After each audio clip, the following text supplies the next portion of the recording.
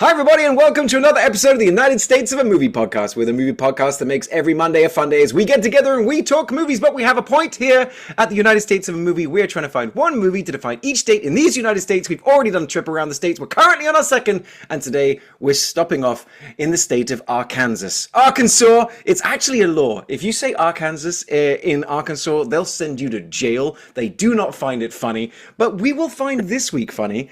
Or at least I hope we will, because we had some pretty meditative, sort of deep and in some ways terrifying movies. We'll get to that in a moment, but first of all, let's welcome back our amazing co-host spread all over these United States. I'm in Texas currently. Ryan Sandler is in Arizona. Yeah. Ryan, welcome back, buddy. I'm spread eagle right now. I mean, this was a really interesting week of movies that I've almost entirely forgotten until you just mentioned the titles earlier. Oh yes, we watched those movies, and as usual, sitting in the middle of his very own video store in Los Angeles, California, Will Hirsch. Welcome back to the show, bud. I'm actually broadcasting today from a boggy creek. That's you and your boggy creeks. You're obsessed. I can't wait to talk about a movie we did not watch for this podcast.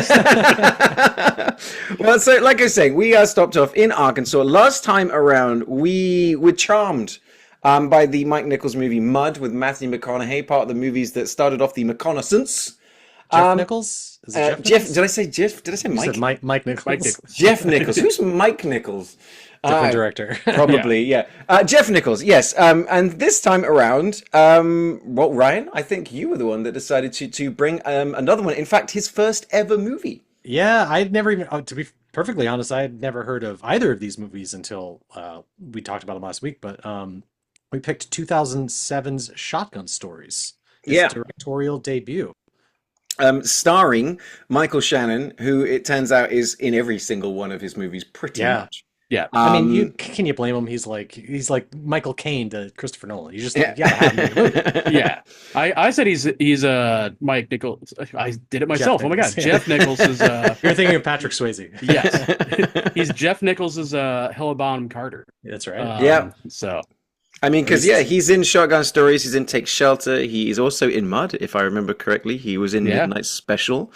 Mm-hmm. Really good movie. I forgot he was in Mud. Like, he's got such a small. Yeah, he kind of like he was just a sort of like he was the drunk uncle or dad or someone that was sleeping with the mom. Stepdad or something. Yeah.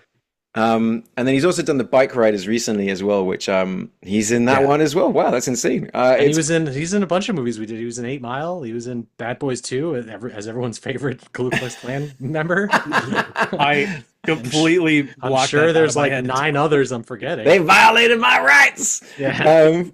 Jeff Nichols. So Jeff Nichols from Little Rock, Arkansas, likes to make very Arkansas movies, and Shotgun Stories was balls deep in Arkansas. I was watching this one. We might have to DQ this one. It's almost too Arkansas. It was his directorial debut. Came out in 2007. Honestly, it was mostly principal photography was in 2004. So it took sort of like they shot this movie and it took it 3 years to get it to, get it out there, get it seen. But once it did, it kicked off a career that is really quite fascinating. The guy makes good movies. It's interesting to see like the genesis, like going back and watching his first film and kind of seeing the notes that he would put in throughout his other movies. I appreciated that. Yeah, you saw sort of like the echoes of what because what Mud was to become, and then like I know you haven't seen it, Will, but Ryan, but Midnight Special is it's one of those. It's hard sci-fi. But also done like in this kind of vibe and this style and this small and intimate, like to the point I'm actually maybe I'm gonna watch it tonight because it is really good. I keep meaning to. It gave me the same vibe as like when we did Blue Ruin, that kind of like very intimate, like small scale storytelling. Someone put it a certain way one time where they were like, it's very much sort of like American Southern Gothic style almost. And I kind of agree with that. And a lot of his stories are kind of like a modern Tom Sawyer kind of vibes. He's everything J.D. Vance wishes he was. Yes. Although I didn't see any couches in this movie. But then, Will, you brought a movie to the table that sort of, it's honestly, I'm really looking forward to talking about it.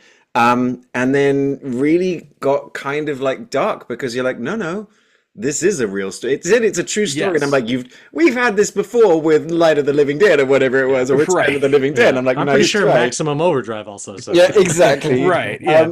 Based on true stories. No, unfortunately, this is actually based on a true story. It's The Town That Dreaded Sundown, a Chuck Pierce joint. And Chucky P, who I'm really excited to talk about. But this movie, based on a real Texarkana serial killer, much like Zodiac Killer, was never caught. Like, killed a few people, injured a bunch of people, and to this day, nobody knows who it was or where they went to. And is it mostly because the police presence in this movie are just so terrible at their job? Again, a very realistic movie. This 1976 sort of thriller horror. Got a cool poster by Ralph McQuarrie. I'd like to get him to come and do that. It was pretty cool. But like this movie, first up, it's a good movie. So it's set in Texarkana, which is on the Arkansas, Texas border. Though, it's kind of like a little bit of both, but most of whatever's going down is going down on the Arkansas side. But it does bring a lot of Texas into it, with like Texas Rangers and all this kind of stuff that gets involved. And it tells the true story of the 1946 Phantom Killer. And it is pretty fucked up. And it's like I found this movie to be fascinating in so many ways, and I will get into it. But Ryan, I want your initial take on it. I mean, my take is twofold, right? Like, because I love these types of movies. I love a good slasher movie, and Will, you had mentioned this is like the proto slasher. Even the Phantom with the bag over his head was like the inspiration for our favorite Jason. Yes, and, the best Jason look. I did like. I loved the story. Like, I loved the idea of this movie. I didn't love this movie that much. Like, it's still very much a 70s schlocky film, and then maybe that comes down to the director. You'll have to tell us. But like the fact that this came out was it the same year as Halloween? But this came out in December of that year. It came out like a few months later. So I'm like, there's no way it's gonna topple that fucking Goliath of a slasher film. Halloween was 78. So The Town That Dreaded Sundown is 76. Oh, so see, this is actually what I want to talk about. Actually, is that The Town That Dreaded Sundown is like a slasher movie, but it's also a documentary. It's got a strange amount of comedy to it. It has an unnecessary voiceover. Yeah. And it's like, to me, the movie still worked. But I was seeing at one point, I think I wrote down, what this movie is missing is a John Williams score or something. Because the music is just wrong. It's got that kind of almost, it's like a TV movie kind of. It throws the vibe off for sure. Yeah, and I think so that's the thing. There you go, Ryan. Thank you. I want to talk about vibe. Let's talk about the vibe of this movie, because it's uncomfortably scary because this shit happened. And the stuff that's happening is kind of messed up, but it's also then it's done in this, like I said, it's a tell don't show movie. Like it does voiceover, and then in the very next scene they show all the stuff that he said. And I'm like, why did we have the voiceover? We don't need it. This voiceover is completely unnecessary. It was very hat on a hat. Yeah, like noticing the voiceover, like it stands out because it's like this Peter Graves type of voiceover. It's a great voiceover. It is. It makes you like, it really does immerse you. It gives you that documentary feel, which I kind of felt was also at odds with the movie at times. Yes, it feels like an episode of Unsolved Mysteries, or it's an episode of whatever that show that comes on. It's like, telling the story and this until now, like it's still unsolved. That whole fucking vibe. But it's like, I've written it's the exact opposite of Shotgun Stories, because Shotgun Stories is literally show don't tell the whole movie. It's just everything in that movie is stuff that you learn and just like you absorb as it's going on. But it's like, what I found really weird, was the whole spark plug subplot. Yeah. You know, like the comedy beats. And let's talk about that. That's what I want to talk about is the comedy beats. Will, your take on this? So Sparkplug, that's Charles Pierce. That's the director. No, Yes. fucking way. Yeah, that explains so much. I caught him immediately because I am fucking way. I am kind of a Charles B. Pierce blown my mind. aficionado. So the moment I knew real Hitchcock move. Yeah. I knew he was gonna be in this movie because he's in all his movies. Oh, great. And so I was just waiting for who he was gonna be. And I've never seen him do comedy before. And there's probably a reason for that. But it's unintentionally funny. Yeah, he's kind of like the Gomer Pyle or like who did Don Knotts play on that old TV show? He's kind of Don Knottsian is who he's trying to play. But be careful how you say that. The Andy Griffith Show. That's what I'm right. I'm looking it up. Charles B. Pierce. I love this. He's an American film director, screenwriter, producer, set decorator, cinematographer, actor. This guy loves movies. What more is there to say? Yeah. He made 13 films in 26 years, but he's best known for The Legend of Boggy Creek of 73 and The Town That Dreaded Sundown. So he made his directorial debut with Boggy Creek, a faux documentary style film. So, all right, okay, Will, it's time to go to the movie expert. So bring us together with Boggy Creek. Get a type 5 on this. Yeah. So The Legend of Boggy Creek, I think there's a bunch of movies, but the initial 3, I think, are all Charles B. Pierce. And it's kind of like Boggy Creek is essentially a Bigfoot story, but set in Arkansas. Arkansas has its own Bigfoot, everybody. And he lives in Boggy Creek. And the movie, the first one is very similar structure. Almost anthology, like a bunch of rednecks encounter a Bigfoot and they're like, oh man, he's big and hairy. And and then that's the movie. That's the entirety of the film. So they do it like interview style? It's almost like this movie. Yeah. The difference is there's usually somebody who's like investigating, like interviewing these people, and then they go into like their backstory. Apparently the second one, which I have not seen, was so bad that they made a second Boggy Creek 2. So there are 2 Boggy Creek 2s if you go try to find them. The second one. So is there a Boggy Creek 2, and then there's Boggy Creek TOO? that would at least be something. Boggy Creek Part 2. Yeah. So I'm actually reading it real quickly. Is that so? After because the first one, like you said, came out in 73. After years of pressure from producers, he directed the sequel, Boggy Creek 2: The Legend Continues, which is considered his worst film. It's that one is pretty bad. Like I said, there is a phantom second one, and the Legend Continues is technically 3. But that's the one everybody knows. Is it like an Evil Dead 2 type? Yeah, kind of a little bit, yeah. But that's the one everybody knows because that was the Mystery Science episode. That's how I got introduced to him. Yeah, you did mention that. Yeah, and so that this is kind of his style, is this faux documentary horror style, which I think is simultaneously a really good idea, really good structure.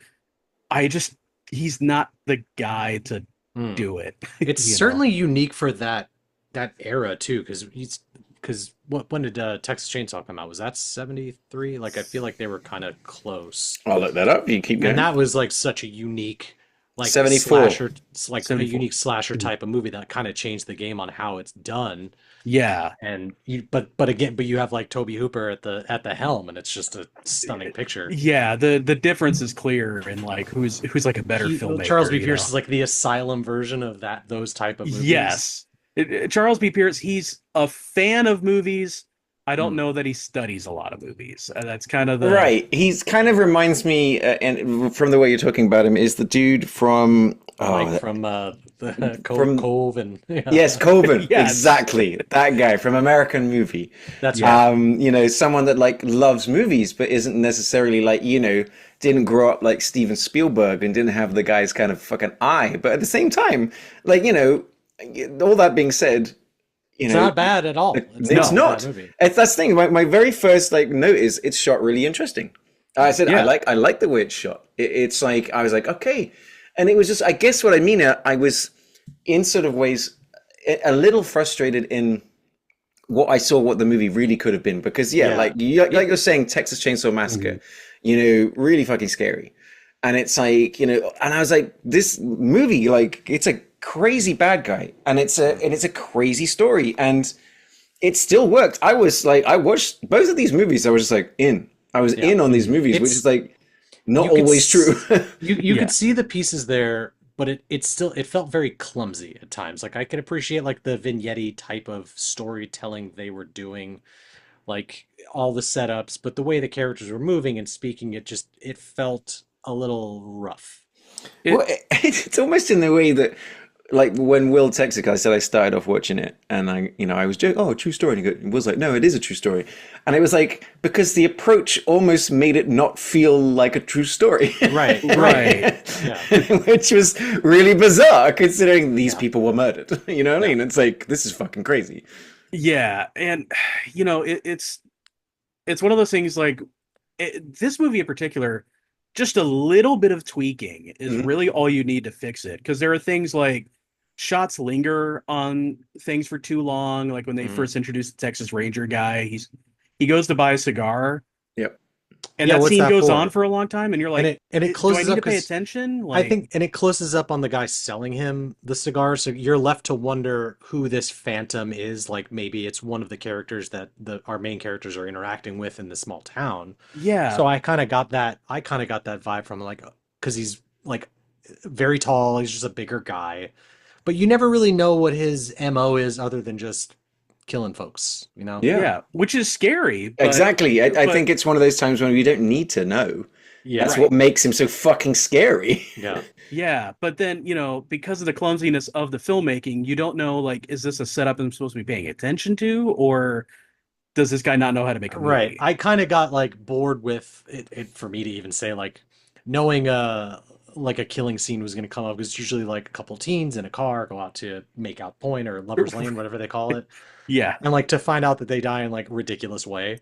And I will say that the saxophone or the trombone death, I was like, dude, because again, like, shots lingered on way too long. You know what he's doing. He's like trying the thing out. I'm like, what's the purpose of this? Honestly, that was the scene I liked the most, as in, like, this is fucked up. Bet you did, you fucking psycho. Yeah, but that's what I mean, is like, it was making me uncomfortable. Like, the movie was working. That's the thing, is that there are so many bits of the movie that worked, and it's like, but I've got these notes. It's all like, one of the voiceovers is like, it was a dark, rainy night. And I go, yeah, I see it's night and it's fucking raining. Why do you need to tell me that it's fucking raining? Yeah. I can see the water and it's dark. It's fucking nighttime. Except when they're shooting day for night in a really weird... Yeah. I was like, wow, why is this going down in the afternoon? And they're recycling a lot of... day for night I've ever seen in my life. Yeah, and they're recycling a lot of those, like, car drifting shots, which when the slow-mo, and it was like pretty cool. It was like, thank you, because I've definitely, like, one of my favorite parts is really good use of slow-mo when they did use it, but like one of them was with the comedy bit. I mean, like I said, there's a whole comedy bit about this fucking idiot Sparkplug who, it's funny, the opening scene where he's just, I'm gonna like just kill that dog if I had to come down there, and then it's like drive the Texas Ranger around. He can't find the keys. He's driving like a madman. We get that bit like halfway through. It's like, what is this, Smokey and the Bandit? Like, he jumps the car into the fucking water. Terribly. But at the same time, we're dealing with real murders here. Can we I did can wonder, we David Fincher this shit at it? I did wonder how many like liberties he took with telling the story. Like how much of that, like, was... You mean the trombone killer? Was that real? I don't know. Yeah, like, that I don't know. I mean, I guess Sparkplug's 100% real and all that is documented. Like, I do wish, like, just to wouldn't tell that you, be like, crazy if that was like the most historically accurate thing? Is like, he did the voiceover. Yeah, that's 100% accurate. Everything else we kind of played fast and loose. I did wonder, like, I am now so ruined by Action USA. Like, that's all I can think about. Is that anytime, like, in a film like this, like when the Texas Ranger shows up, I'm like, why didn't he show up in a way like Drago did, like in an airplane, lifting the thing up? He just shows up to town and he's like this Jackie Gleason type from Smokey and the Bandit. Oh, and, yes. Like, but then you, like, you get the main cop who's like good at his job, but also kind of not. Like, I don't know. There's just So okay, so I'm reading the up on this. pieces are there. Yeah. Yes. So okay. It's relatively accurate, but also not. So some of the dates are off, like, things like that. The way that people are murdered, like they're being tied up and bitten. No, they were just shot in cars. So there was none of that like chewing. The movie's set in like the 50s, right? It's about 40 something. It's 55 or something. It's post World War II. Yeah. So it's 46 is what it's talking about. Yeah, so it's a couple of years after the end of the war. The trombone, Peggy. She played the saxophone, not the trombone. There was none of that was actually. It's a lot harder to attach a knife to that. Yeah, right. It was much more comical. But like, a giant tuba. Dude, Joel Schumacher would have figured out a way to do it with the saxophone. Oh yeah. I'm now thinking of like Art the Clown musical themed murders, where he's like, I've got a harpsichord or a crystal bachet, or. But like in this case, again, they were shot, but her saxophone was missing for 6 months. So yeah, in the film, Helen Reed, the one towards the end, where that's a really messed up one, but the one that got shot through the window, she was shot through the same window, and did not see her attacker until he tried crawling through the kitchen window. So it's kind of like half a step removed. So it's still relatively accurate. The fear is accurate, the amount of murders and things like that. The timing's just a little bit off, but they have, for the movie, kind of like dialed it up, like the chewing, the biting, the weirdness. So honestly, that makes me feel a little bit better. This guy was just still an absolute psycho. But it's all just. But he wasn't a weirdo, right? Yeah. But like, the thing is when it does decide to get into the murders, like, I just, all of my notes are like, I still like this movie, but like, why isn't it? Why don't we have, like I said, I've seen ways that you can make it better. Like I said, I would immediately strip out all the music and put, imagine John Williams doing a Jaws thing to it. Or just getting the uncomfortable shit, like those, the screeching and the scratching, because this one's just more like Texas Chainsaw style. Yeah, exactly. Yeah. Whereas in this case, like I said, it just feels like it was a TV show, and like which then the voiceover adds on to, and it's like and the look, like the aesthetic to it does feel it. I mean, it felt very low budget. Yeah, comparing it to like a Texas Chainsaw, which is intentionally a low budget, grimy type of film. You can feel it. I mean, like I've got it written here. It says it's like intense and quaint at the same time. Tense, but not scary, just scary. Yeah. And I just feel like, and I know they tried it again in 2014 and it didn't really work. They tried to make it kind of like, the scary, the slasher. They tried to retell the story, but I prefer this version. You can see like you said, the genesis of like taking this and then doing a very prototypical or a typical slasher type of film. I've seen so many of them that do the exact same thing, but I liked the charm of this a little bit. I loved the prom scene which went on for way longer than it needed to, but you get the bit of the teachers like dosing, like spiking the punch, spiking their own drinks and shit like that. And then they all sang Auld Lang Syne. I go, what? I guess and that was in April. I was like, okay. I think it was like a was it Christmas themed? No. I forget. Oh no, but that would be New Year's even then. But the comedy bits though, like I just woof. Like I don't know, man. It was like it's such a weird choice. The thing is though, I actually like the movie. You know what I mean? I didn't dislike it. Yeah. It's like when we did get some slow-mo towards the end, the bit where like he's run either side of the train, train tracks. And we get that dope ass like slow-mo of the Texas Rangers shooting the shotgun and the guy reacting, and then I like there's a couple of moments that I really liked in the movie. One that I like, I sort of not stepped away, but I'd looked away for a second, and then I realized something had happened. And I backed up was because they're in the restaurant and they're just talking, and they're talking with like the guy from the FBI or the guy from the university about his psychology of this guy. And then it's something that Spielberg does in Duel, but it's it's using the shoes. The shoes of the murder is the only way. And so suddenly it's just camera pans over in the restaurant and goes down to this guy's shoes and he pays and leaves. And I'm like, oh shit, I liked that. That was cool. Yeah. Good choice. Don't they do that again later when he's like standing in line to the movies? Yes, and that's what I wanted to talk about is that, like that is also a really cool bit because it almost becomes meta. You know, by the end of the movie, people are standing in line to watch the movie you are watching, and they're in Arkansas, and it pans along the feet, and then you see the murderer. Right. And that's a cool bit, right? Yeah. I was like, that's cool because you're watching this movie in theaters in Arkansas, and that's how the movie ends, on the feet of the murderer, and you like turn to the person next to you. Good bit. That's just a good guy bit. with a bag on his head. Yeah, dude, just breathing. They got this all wrong. Like, Yeah, yeah, exactly. I didn't bite them. What the fuck? It was a saxophone. What? Nothing. Well, I like how he's posh and British. Yeah. Wow, I'm looking at his filmography for Charles V. Pierce. His first movie set director was the movie Waco. Boom. Let's get him on the podcast. Yeah, let's do it. I would. Let me look. His number one actor, Jimmy Clem. Your boy, yeah. My boy. Just a real quick aside. Jimmy Clem, from the Mystery Science episode is where I know him from. That's where he plays the most disgusting hillbilly I've ever seen in any movie. Just he wears no shirt, but you wouldn't know it by the body hair. Oh. And just so dirty and grimy, has a dirty rubber band around his head, like a Rambo headband. This is Boggy Creek? This is Boggy Creek. Okay. The most disgusting guy ever. And then watching this movie, when Charles Pierce is like dressed in drag, like to fool the serial killer. Oh my God, that scene. Jimmy Clem is next to him. That's the guy with the mustache. And I'm like, my boy Jimmy got all cleaned up for this movie. It's all funny posh and that proper. That whole bit where they're trying to like use the cops as bait and they're all cross-dressed as women.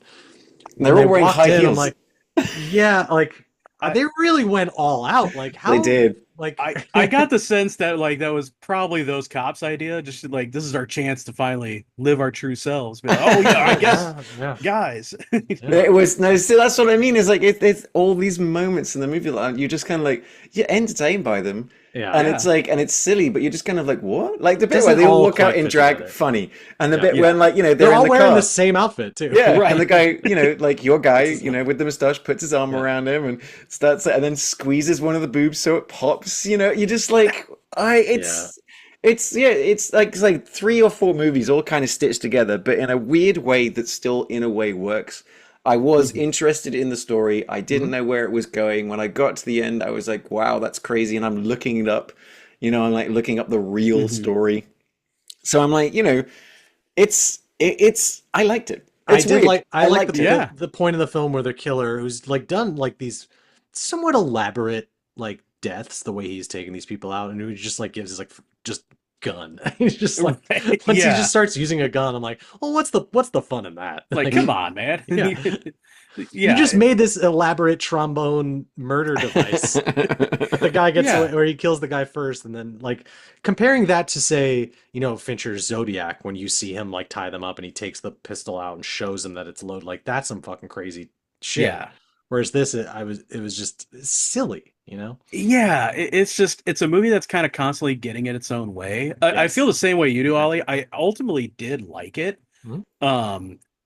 It is funny to see like Chuck just gets worse as a director as he goes along in his career. That's a real funny trajectory, but I did like it. Like there is something about this movie where I'm like, it's there again. It just needs tweaking. Yeah, it's not bad, but it's not great. It was fun to watch. Yeah. Had you seen this before, Will? No. I had not seen this one before. I was familiar with it. But I hadn't. This wasn't in your Boggy Creek box set as like a no, it's not.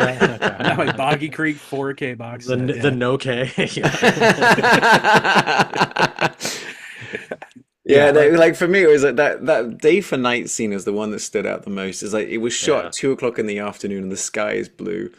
And it's the only like I was sitting there like confused, and then I was like, put a blue filter over the. It's camera. like, but it's when the guy takes out a torch. It takes out his flashlight, and it's a flashlight that it doesn't illuminate anything. Not a fucking thing. And I was just like, What? Oh, it's supposed to be nighttime, and I'm like, I've never seen day for night done. Like, it kind of reminds me of the old Bond movies, but that was the ones that you can see the fucking sun. It's like, what are we supposed to do? I wanted more interaction with like the Texas Ranger, like, but he himself too, like, because he's been, he's been sent to investigate this thing, and this movie needed like someone who's really good at their job to like, this is what I do. I track down killers like this. But even he felt kind of inept in that way, or I just didn't like the chemistry between him and the main cop. Like, I don't know. There's just like everything like was almost there, you know? Mm-hmm. It's not, it was kind of making me think about help me out. It was a really good movie that ended up creating a TV show about a sheriff and the Sidney Poitier movie. In the Heat of the Night. Yeah. Imagine if they had In the Heat of the Nighted this. You know what I mean? God. Right? And, with that amazing interplay between the two of them. In the 40s? Right. But right. That's not what I mean. But what I mean is that, what great interaction. That chemistry and for sure. That sort of like approach. And like, it's just, I guess, our entire conversation about this movie has been like, oh, wouldn't it have been great if? Yeah. But I would still tell people to watch this movie. If you could find it. I mean, it's surprising. There are some things in it that genuinely surprise you, like kills you don't see, like, oh, I didn't see how that was going to come out that way. Yeah. Mm-hmm. And some people you're like, oh, they're dead meat. Like, is it Don Wells from Gilligan's Island? I forget her name. But like, you're sure she's dead. Yeah. And then she keeps surviving, and like, it would have been really funny if she crawls away and the neighbor comes out and he just blasts her for being on her property. That's where my mind goes. My mind just went straight to Gilligan. Like, when you sent us that in, I was like, oh my God, I didn't like connect the dots. That's great. So I'm like, so I'm reading about like, the way it was sort of shot. It was shot in like 4 weeks, but it was shot around Arkansas, Shreveport, Louisiana, Garland City, Arkansas, Texarkana, Texas. They used a lot of locals in it. If you look in the background at the extras, you'll note a lot of repeats. So it's, it's like, it's a low budget movie, but, I think, kind of like you're saying as well, Ryan, is that with its sort of approach and its slasher approach and the way it was done, that it did help kick off, with all these other movies, this genre of movie that exists. If without this movie, would there be a Terrifier? Would there be an Art the Clown without this kind of thing? I mean, let's look at this. It's how did it do? Yeah, it made like $5 million. $400,000 budget, made $5 million. It's a tight 90. It gets a lot done in those 90 minutes. Like, and I'm interested now, Will, about like what you're saying is like, yeah, he got worse as his career went on. it's funny because I don't think the budget's decreased. Like Boggy Creek 2 is like probably comparable budget to this, and so much worse. Well, look about it this way, right? So that was in like 73, 76 or something like that.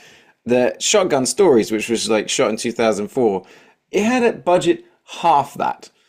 So it's like, and then taking into account the difference in like in inflation and everything else, that I'm like, Shotgun Stories is a movie that was made like for nothing, right? When you watch it, but that's one of those things where you can really see the difference that talent and skill make.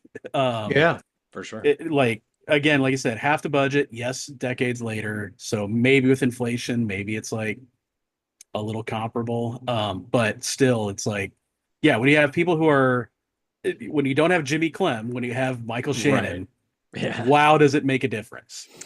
So let's bounce on over and talk about Shotgun Stories. Like, I didn't quite know what we were getting into, but like I said, with like Jeff Nichols movies, I almost said Mike again, like for some people, I know that like people were kind of, I haven't seen The Bike Riders, but I know it looked kind of cool, but then people sort of watched it and they're like, almost like, well, nothing happens.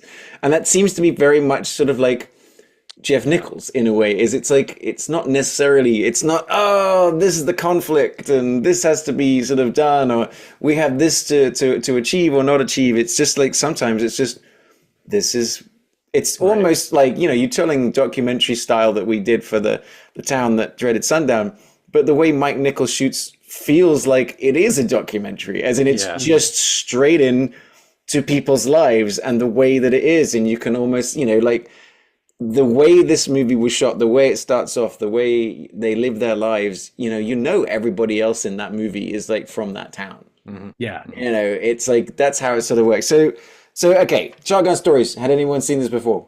No. Nope. Fascinating. All right. So Will, what was your take on this one? I liked it. Although I do think taking all of Jeff Nichols' movies into account, this is because I've seen all of them. This is probably my least favorite. But that being said, I still thought it was really, really good. There were surprises. I think at the end of the day, though, it's okay. It's fine. Yeah. I do recommend it. It's what for a first movie. For a first movie, you can. It definitely sort of you can feel the sort of the constraints. Mostly the bit that sticks out the most is sort of like the music. It was still good, but like it just doesn't have a score. The music will sort of be in, and then it just wouldn't be there. And it's like so you can kind of like because. I haven't seen too many of his other movies. Like I said, I thought Mud was incredible. I really love Midnight Special. I haven't seen the other ones, but you can see how good Mud was and how pretty Mud was and how you have McConaughey as the lead in that versus having Michael Shannon as your lead in that movie too, makes a huge difference. Well, because Shotgun Stories is like, okay, so for you haven't seen this movie, it just sort of tells the story of the aftermath of the death of a dude, this guy, basically. But I think, like I said, it's the exact opposite of The Town That Dreaded Sundown because it's all show and don't tell. All right, so we learn and learn and learn and learn. But what we learn is that Michael Shannon is one of three brothers, but they were brought up by their dad when he was a fucking asshole, and he was an alcoholic piece of shit and left the family and started a new franchise. And with that franchise, he discovered religion. He became an important part of the community. He loved his wife and he loved his children. And so essentially it kind of tells the story of two sets of half brothers. One who it was a really strong line from Michael Shannon, but we were left to be raised by a hateful woman. Yeah. And it's like, and then you've got the other side of the family and he's being buried and people he was such a great person. These three brothers turn up and go, no, he wasn't. Not to us, he wasn't. He sucked. And it just spits on his grave quite literally. And that's kind of what then sort of kicks off what happens in this movie. But at the same time, nothing happens in this movie, but a lot happens. Yeah. In this movie. You got this constant, or at least I had this constant feeling of dread throughout the entire thing. It's such an effective tool to use because, barring his other films, felt like something horrific was going to happen. And bad things do happen in this movie. Yeah. But it was just, it was, to a fault, it was just too real, it felt like that.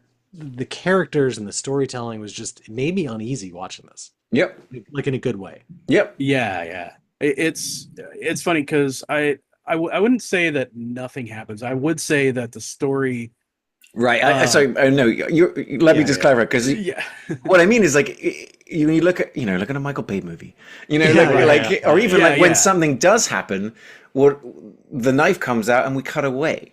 Yeah. It's not about the things happening. It's about the things that are happening to the people that it's happening to, as opposed to the ramifications of those actions. It's sorry, Will, continue on your point. I was gonna say it's you got that sense of dread, like you're saying, Ryan, but it's because it's a little unconventional in how it's telling its story. There's no guardrails to tell you okay, well, next is when they're going to rob a bank. And next, story structure tells me this. Because that's not there, you just don't know. It's going to go bad, but you don't know how bad it's going to be, and you don't know how it's all going to go down. And that persists for the entire film. And I think that's what's so effective about it. I'm going to say, I think another reason why we can't predict where it's going and we don't know how bad it's going to be, like you guys are saying, is the fact that... No narrator. Well, yeah.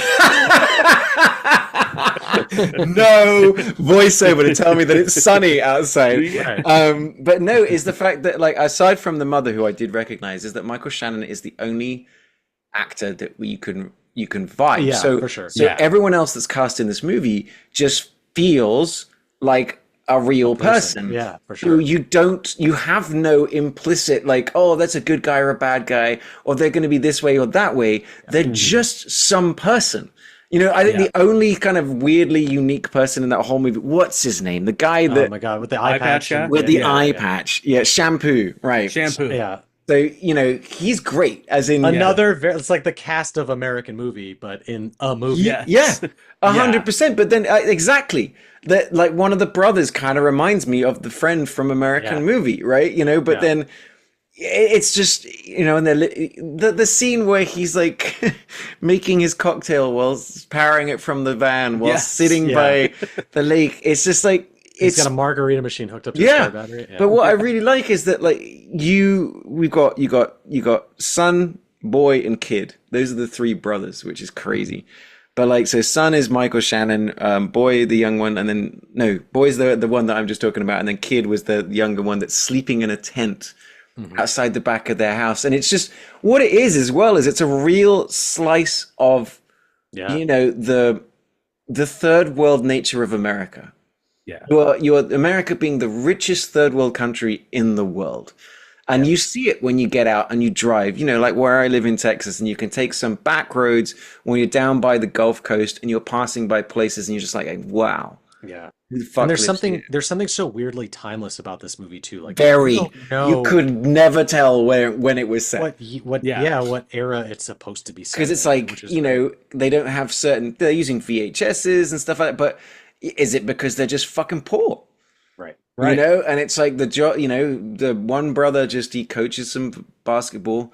Well, you know, he seems like such a fuck up, but then you get that moment where he's walking with his other brother and he's talking about the game.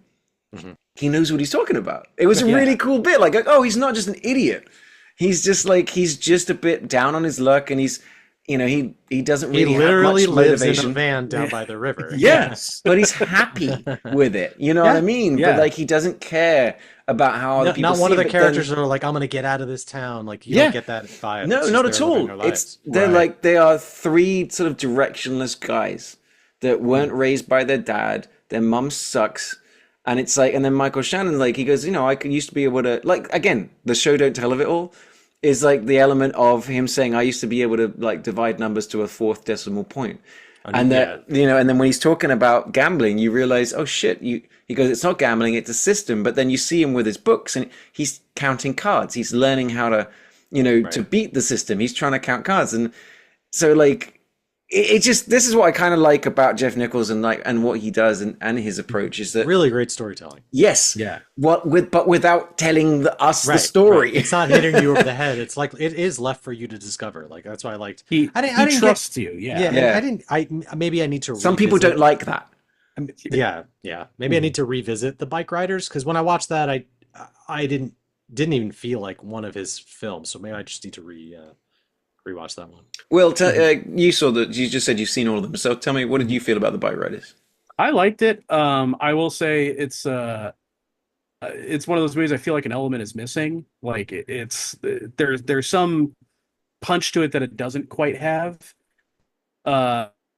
Couldn't tell you what that is, but I did like it a lot. I think Midnight Special and Mud are his best movies, for sure. Yeah. Take Shelter is also really interesting, but I think those are his two. I just say, well, I mean, Like, those wow. Mud and Midnight Special are both wows to me. Yeah, they are really fucking good movies. Like, like I say, like Ryan, I can't even like begin to tell you that, because Midnight Special it's Jeff Nichols and it's small, but the last 15 minutes is absolutely gargantuan. It's Michael hard Shannon sci-fi with a kid who may or may not be an alien. Or Joel Edgerton as well. Okay. Kirsten Dunst rocks up.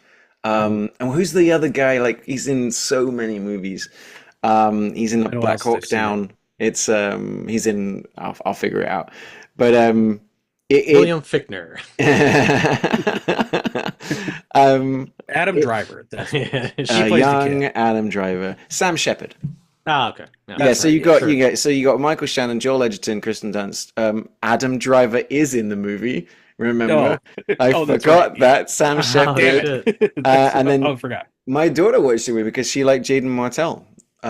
He was one of the those younger sort of kid actors. I think he was in the It movies as well.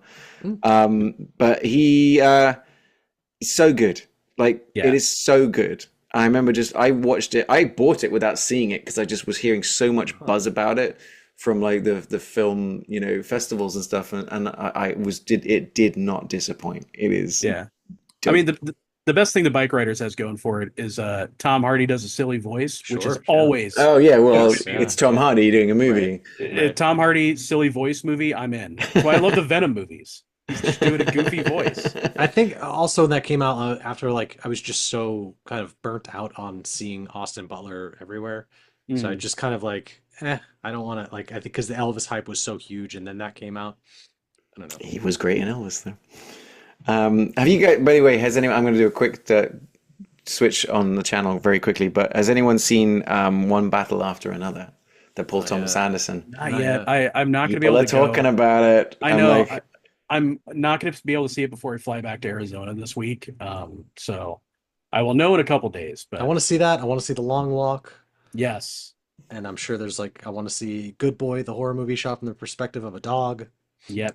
really? Which I just learned is PG-13. Like, That's man. kind of well. I mean, there's Actually, I'm going to change channels again.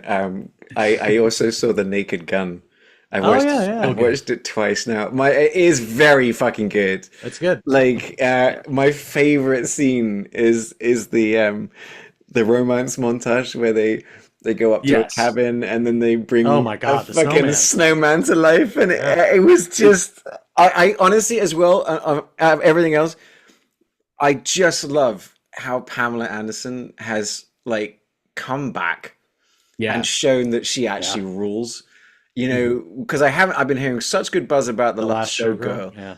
And then she's Can't believe they made a sequel to Showgirls. but she is so funny in The Naked Gun, and Yeah. but she rocks. She's such the a bombshell. the scene of the the jazz scene scatting. where she's singing. That is where I'm like, Great. that's where Mrs. Yeah. is watching it too, and she's like, Pamela Anderson is a treasure, and I'm like, I agree. And I think, for anyone that's listening, if you haven't seen the new Naked Gun, you're worried about can it hold up? It does a very good job of just keeping it like it was, but doing it in its own way. It could never hold a candle to like the original, like Jim Abrams films, Mhm. right? Like that's not even what it's trying to do. Yeah. But Right. what it does very well. It was so stupid and so silly, and I loved every bit of it. But I tell you, the thing is though, like I watched it and then I watched Hot Shots Part 2, like a couple of days later, and I couldn't believe how many jokes there are. Mhm. Like I watched them both back to back. it's not like a joke every 7 seconds. At one point, just during the opening scene, when Saddam Hussein is going through his fridge, there are 10 sight gags. Yeah. In 2 seconds. Yeah. The amount of sight gags, the amount of just the free fire, like every joke, that I was like, man, like as good as the new Naked Gun is, it's still got 15% of the jokes of Hot Shots Part 2. It's just a machine gun of comedy. And I'm like, oh man, we grew up at a great time for movie comedy. Yeah. The Hot Shots and Naked Guns are just like wild. You don't get anything quite like that. And like I know Will and I talk about like the one-off David Wayne movies that you get, like we did. Right. They Came Together. Has that kind of energy, but it skews like it's not as accessible, Right. But I just like those movies, like Airplane, like formed my humor sensibilities. 100%. And so the fact that they still hold up. And yep, no, they're still hilarious, and that was honestly the most fun part of it when they landed on Netflix. I'm like, oh man, I haven't seen Hot Shots. Couldn't wait. Yeah, I know, I hadn't either. And I'm like, I hope it's still fun. I'm fucking wetting myself. I'm laughing out loud. The whole house can hear me laughing, and I'm like, nope, they still rule. This is amazing. I think about the was the Kickboxer parody. Oh my gosh, with the I gummy think about that bears scene and- all yeah. the time. Yeah, just that's the opening scene of like it's like It's Rambo. funny because so like for the first time, like growing up with the movies that this movie is parodying, because like Mhm. Airplane and stuff like that. I didn't grow up with the like Airport 76 or whatever it was that like the movie was spoofing, so that was new to me. But seeing like Hot Shots and like you grew up with Top Gun, so then seeing the Hot Shots parody Mhm. made And then sense. They're doing the Rambo one, but like I said, they parodied No Way Out. Yeah. They're doing No Way Out. Like it's like, oh, this movie absolutely rules. So yeah, sorry that I know I changed tone on that, but I was seeing The Naked Gun I went in with some trepidation, and then I was like, no. But it really is like Liam Neeson.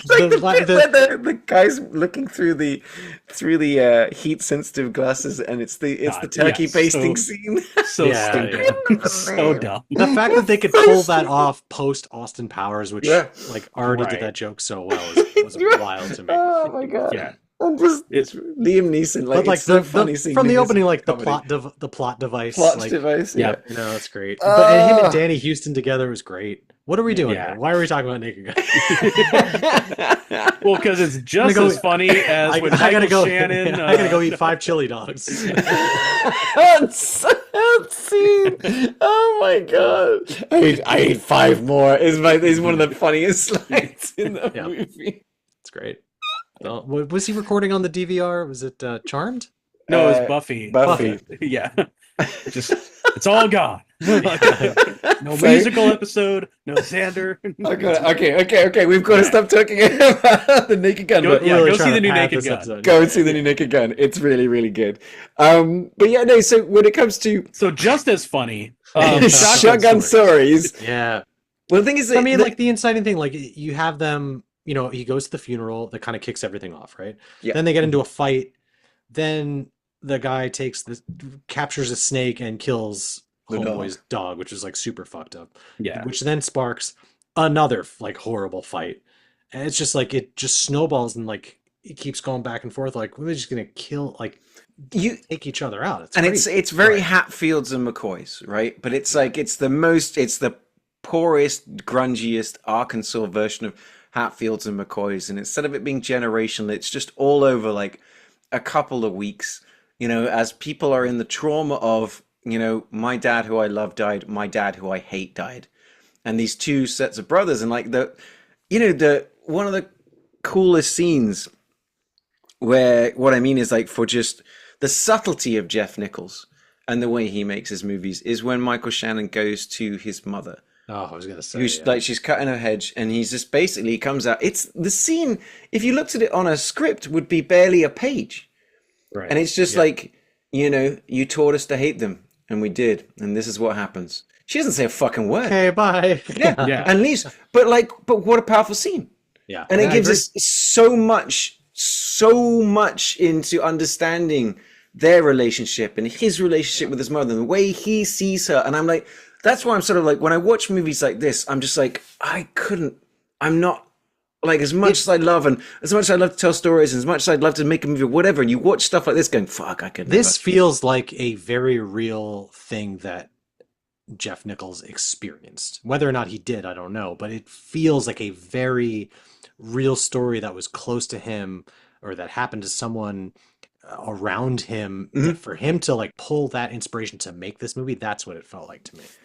It's Yeah. well, I think it's a classic sort of story. Like I said, I think let's take Hatfields and McCoys and just strip everything away and put people sitting on some poor people sitting on a porch Yeah. drinking beers. And like, what if it was the low stakes version of Hatfields and McCoys, but it's still there, and it's emotion and it's anger and it's resentment and it's escalation, and then you've got the immaturity of the two younger brothers on the other side, and they want they're all fucking filled with piss and vinegar, and they want it to escalate, and you got the one brother who's like, this needs to stop, and then you got the other brother on the other side going, eventually getting that this needs to stop, otherwise we're all gonna fucking die, Right. and it just it's I see why it's so well received. I see why it's got such great reviews. And like I said, it's a brilliant, just deft touch of a directing and writing.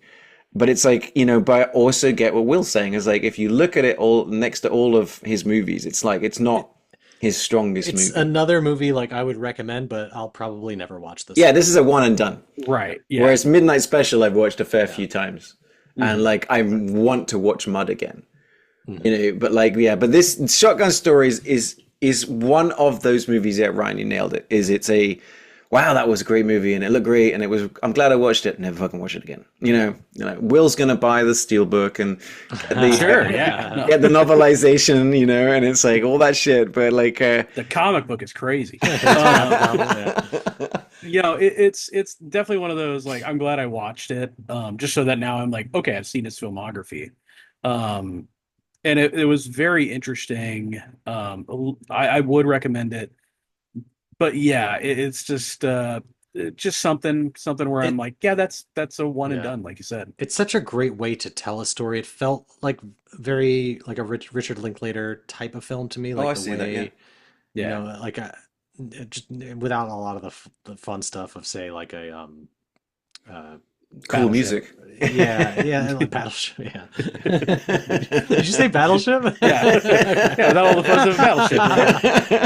Not enough Classic Rihanna. That's where your Going Richard with this? Linklater classic.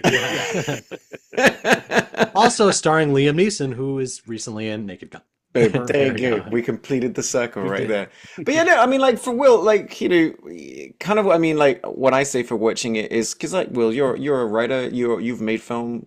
You've made short films. Is like, did you get that kind of like from me? Like I'm watching, going, God, as much as I've always wanted to write a script, I'm like, do I have this kind of restraint? To be able to write a scene that simple, or to be able to trust my audience to that degree. Of I'm just gonna, there's a shot where the brother sort of walks up. It was weird. Like Michael Shannon's digging in. I guess it's one of those crawdad things or something like that. And the brother walks up and then walks away. Nothing happens in the scene. And I kind of like, I was like, why?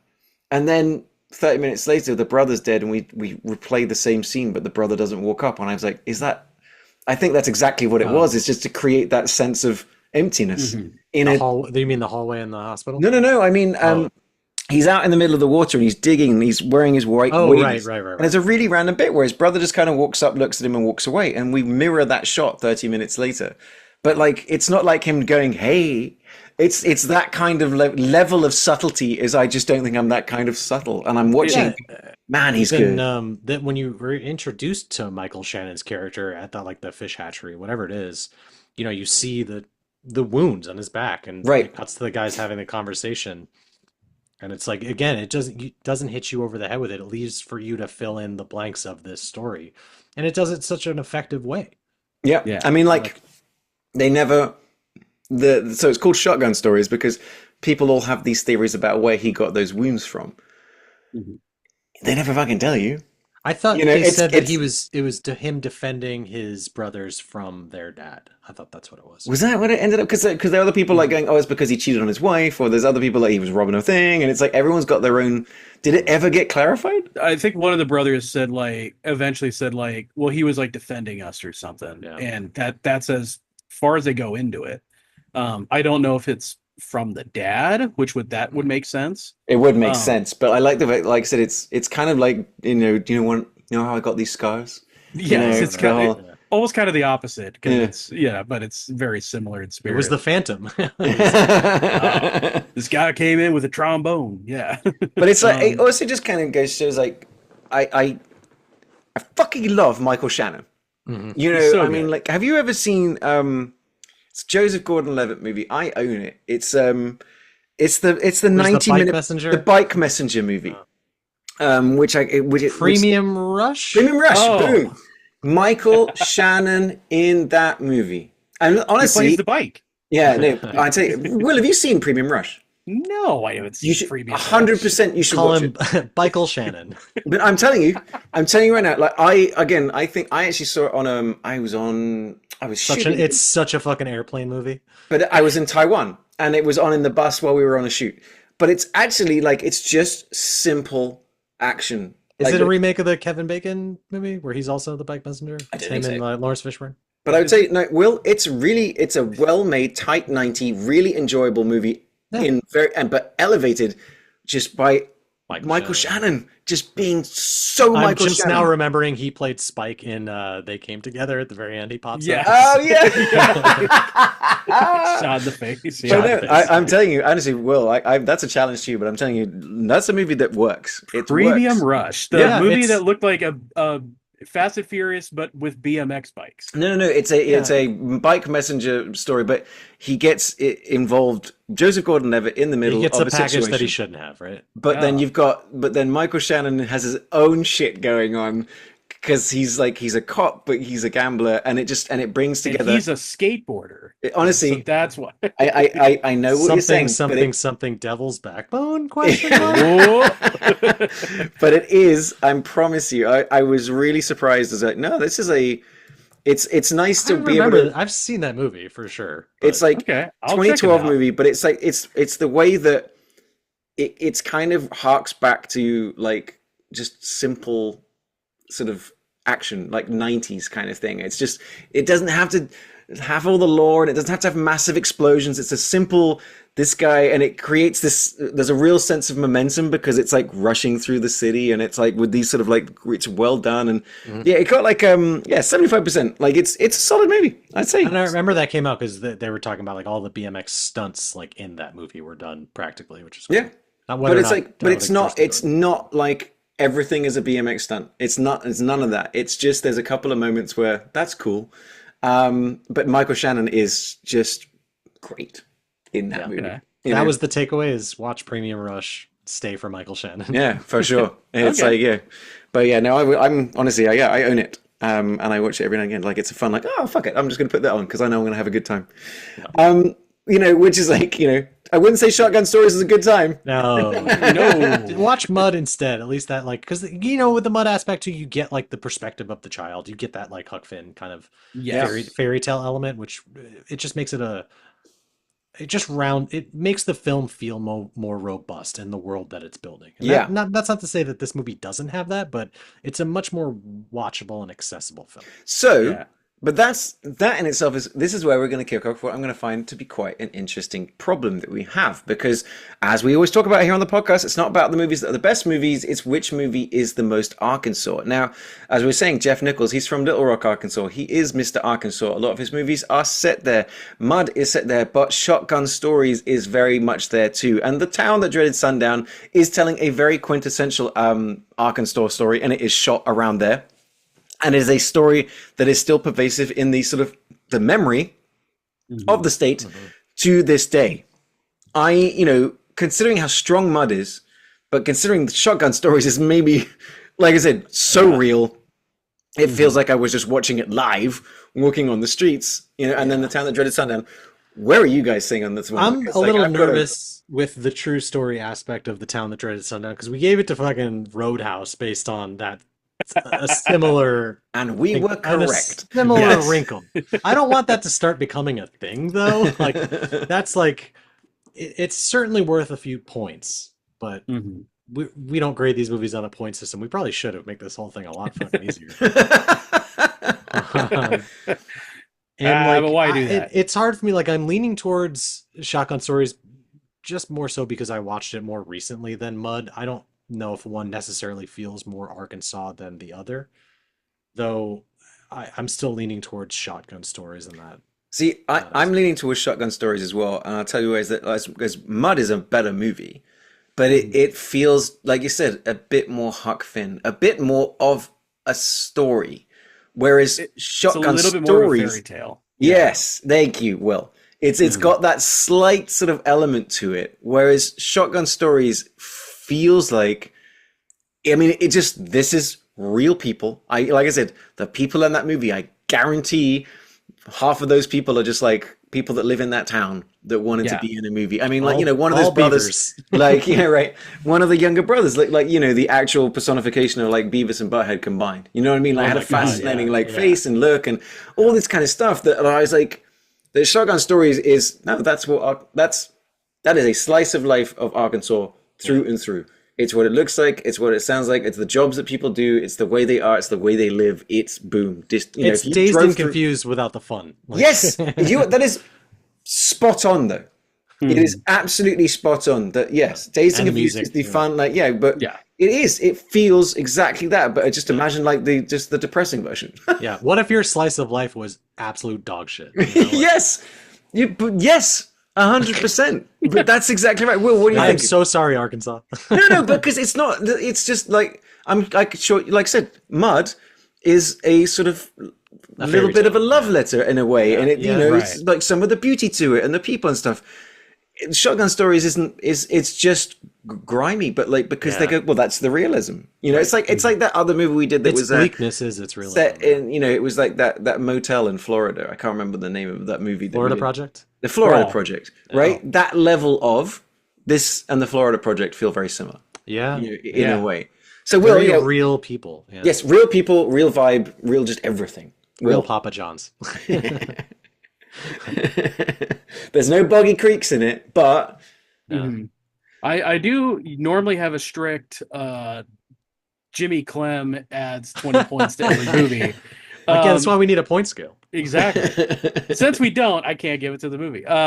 So I'm also leaning towards Shotgun Stories, because honestly, the way I'm looking at it is like both are extremely Arkansas, both made by Arkansas filmmakers. No, in Arkansas. So I'm like, and one's based on a true story. One feels like these are probably people that Jeff Nichols knows. Yep. So on that sort of grading scale, it's real close.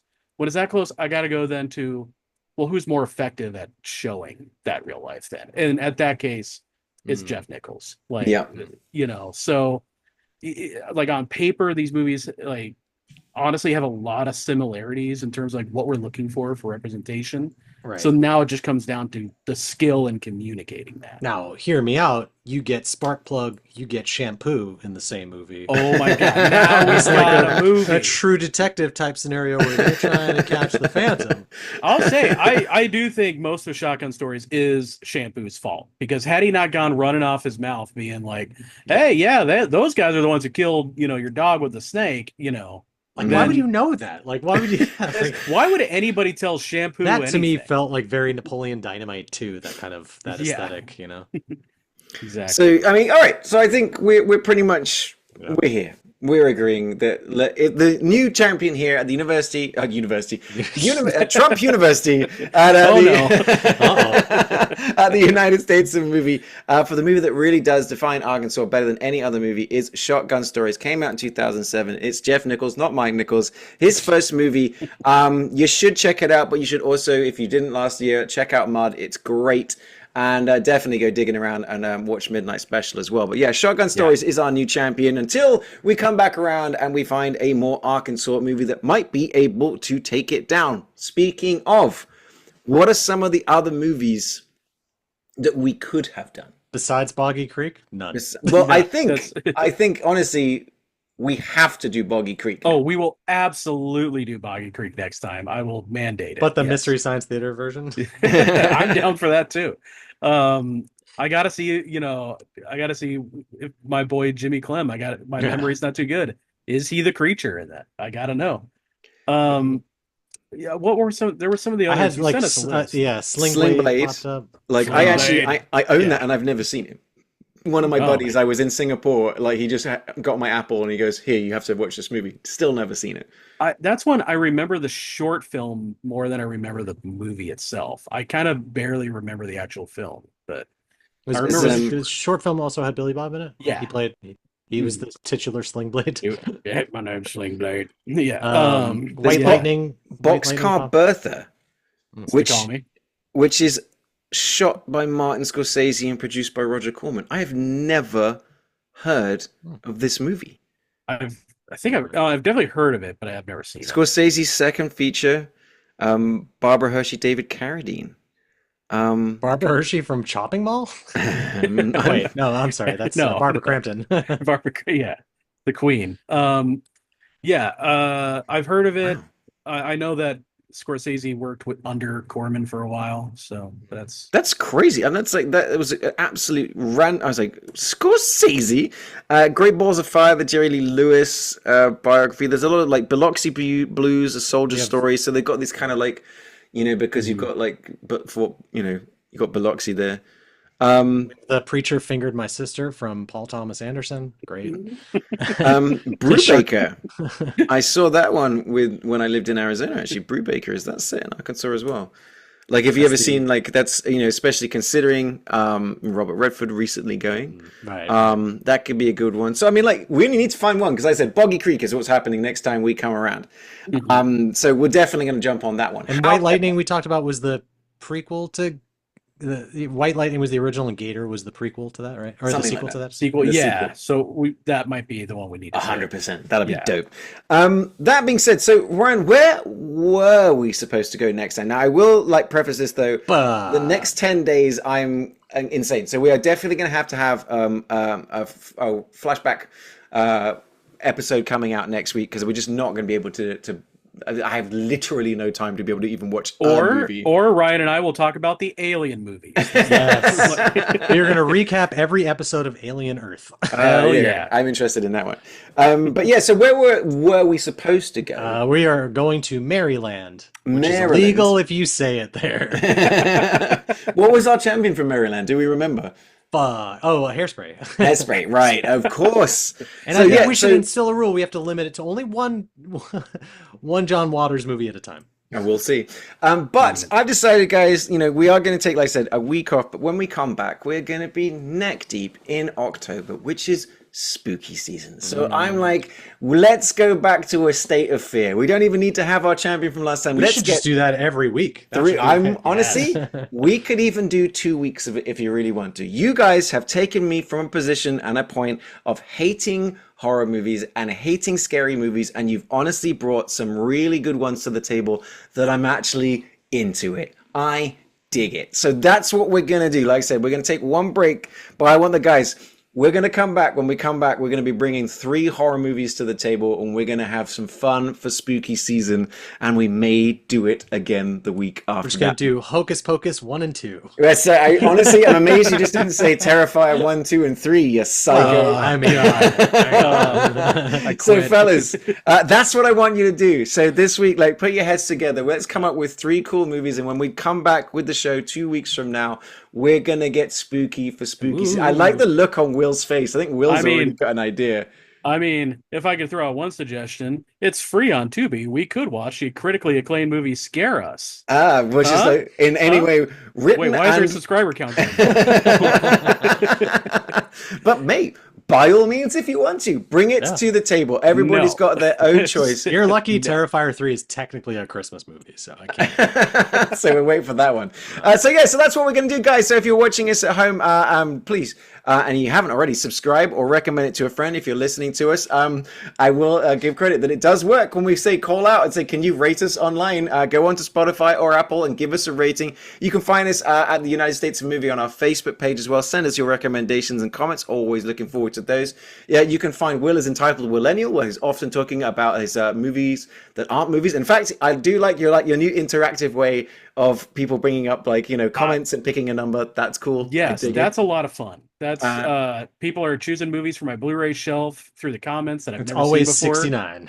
Yeah, hell yeah. I'm having a lot of fun doing it. That's cool, man. I dig it too. That's a really fun way of doing it. You can find Ryan, his designs as Rhino Digital, RYNO Digital, and you can find me as That Englishman in Texas or as Ollie Pettigrew on Facebook. So like I said, next time we'll be coming back in 2 weeks. It's going to be a state of fear. We're going to see how scared Ollie can get, because honestly, Ryan and Will, they know scary movies inside out.